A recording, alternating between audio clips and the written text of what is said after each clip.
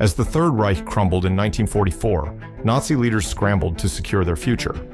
Faced with impending defeat, Nazi officials, military officers, and industrialists held a secret meeting at the Red House Hotel in Strasbourg. Among the attendees were high-ranking SS officers and influential businessmen from German companies like IG Farben and Krupp. Allegedly orchestrated by SS Obergruppenführer Dr. Scheid, the gathering was convened under the direct orders of Heinrich Himmler, with one sinister purpose in mind: to plan the survival of the Nazi elite beyond Germany's collapse. The Nazis, knowing full well that the Allied forces were closing in, needed a way to protect their wealth and avoid prosecution. They wanted to create a clandestine financial network that would allow them to preserve the vast sums of stolen money and assets they had accumulated through looting, slave labor, and war profiteering. These funds would be used to support Nazi officials fleeing justice, help them establish new lives in countries like Argentina, and perhaps most chillingly, build a covert power structure that could one day lead to the resurrection of a Fourth Reich. The conspiracy suggests that at this meeting, plans were made to transfer Nazi funds to Swiss banks and smuggle assets to neutral countries. The industrialists in attendance, who had profited enormously from the war, were tasked with setting up companies abroad to serve as fronts for the Nazi leadership's escape and eventual resurgence. While the Nazis' desire to escape justice was strong, the Allied forces were determined to dismantle the Nazi regime and hold its leaders accountable for their crimes. The Nuremberg trials, launched in 1945, were the most significant effort to bring Nazi war criminals to justice, with many top officials facing execution or life imprisonment. Moreover, Europe was in ruins, and Germany's economy was devastated. The task of smuggling money and organizing an underground network of fugitives was fraught with danger and difficulty. The Allies also had their eyes on the Nazi wealth hidden in Europe, and with international scrutiny intensifying, the conspirators could not openly pursue their plans.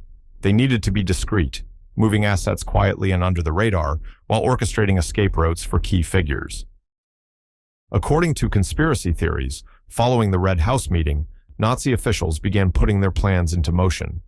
They reportedly transferred vast amounts of money, gold, and valuable assets to secret Swiss bank accounts, taking advantage of Switzerland's neutrality during the war. Some historians argue that this wealth was laundered through various international businesses and corporations that continued to operate after the war, with Nazi sympathizers embedded within. Many of these Nazis, using their wealth and influence, were able to escape Europe altogether. South America, especially Argentina, became a safe haven for numerous high-ranking Nazi officials. Argentina's president at the time, Juan Perón, was sympathetic to the fascist cause, and it is believed that he facilitated the relocation of these Nazis.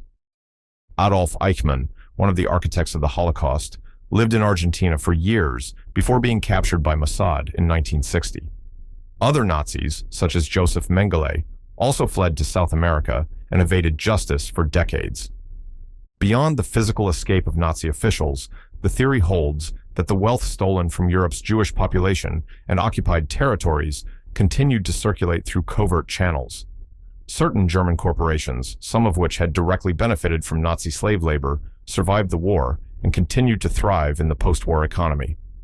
Some conspiracy theorists argue that these businesses and the wealth they generated were part of a larger shadowy network designed to keep the Nazi dream alive in exile. Despite their efforts to evade justice, the post-war world was not kind to the Nazi fugitives. The Nuremberg trials put many of the most notorious war criminals on trial, resulting in death sentences or long prison terms for figures like Hermann Göring, Joachim von Ribbentrop, and Ernst Kaltenbrunner. Even those who escaped to South America lived in constant fear of being caught. Eichmann, for instance, was ultimately kidnapped by Israeli agents and hanged for his crimes. Additionally, while some wealth undoubtedly slipped through the cracks, much of the stolen Nazi assets were seized or discovered by Allied forces. Operation Safe Haven, for instance, was an American effort to track down and confiscate Nazi loot hidden in neutral countries like Switzerland. This operation led to the recovery of millions in stolen assets, though it is suspected that much more remains hidden to this day. The Nazi plan for economic domination through a secret financial network was hampered by the geopolitical realities of the post-war world. The Cold War shifted focus to the rivalry between the United States and the Soviet Union, leaving little room for a resurgent Nazi movement. Furthermore, the global revulsion toward Nazi atrocities made it nearly impossible for any organization connected to the regime to openly gain traction. While the Red House conspiracy remains shrouded in mystery, its legacy persists in modern-day conspiracy theories about hidden Nazi wealth and influence. The idea that Nazi gold and stolen assets continue to circulate in shadowy financial networks has fueled speculation for decades. Many believe that Swiss banks, South American countries, and certain multinational corporations still hold secret Nazi fortunes, though proving this has been elusive.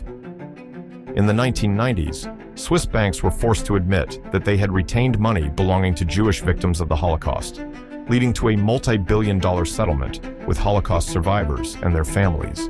This revelation added fuel to the theory that a larger cache of Nazi wealth remains hidden, protected by a network of sympathizers or opportunistic businessmen who continue to profit from the war's spoils. Meanwhile, the idea of a Fourth Reich, a Nazi resurgence through economic power, remains a popular topic in far-right circles. Though there is little evidence to suggest a coordinated effort by former Nazi officials to rebuild their empire, far-right extremist groups and neo-Nazi movements in Europe and the United States have continued to echo Nazi ideologies. Did Nazi leaders create a secret financial network to escape justice and preserve their wealth? The Red House meeting, as described in the conspiracy theory, provides a tantalizing glimpse into what could have been a shadowy post-war Nazi operation. While the facts surrounding the meeting remain murky, the notion that Nazi wealth was hidden and used to fund escape routes for high-ranking officials is well documented. The Red House conspiracy may never be fully proven, but it serves as a reminder of the resilience of ideologies even in the face of total defeat.